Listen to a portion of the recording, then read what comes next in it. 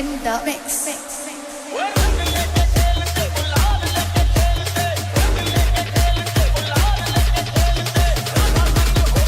आपण आहोत जिल्हा परिषद शाळा नदीची वाडी या ठिकाणी, जी शहापूर तालुक्यातील शहरी केंद्रातील दुर्गम भागातील अशी एक शाळा आहे आणि येथील आदिवासी विद्यार्थ्यांसाठी आजचा आनंदाचा असा रंगपंचमीचा सण या ठिकाणी आपण साजरा करत आहोत।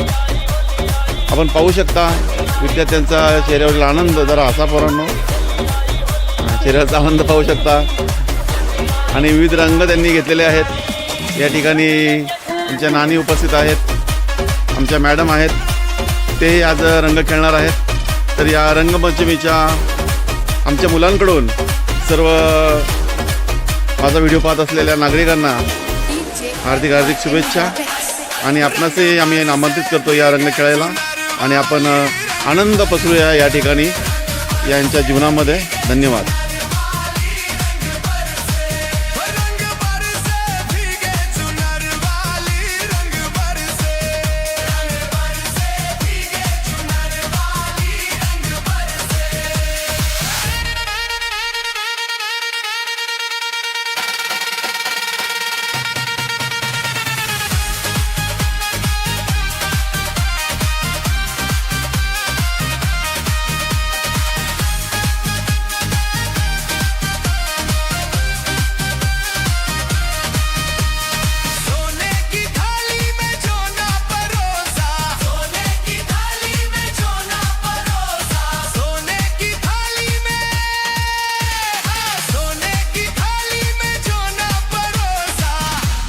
खाए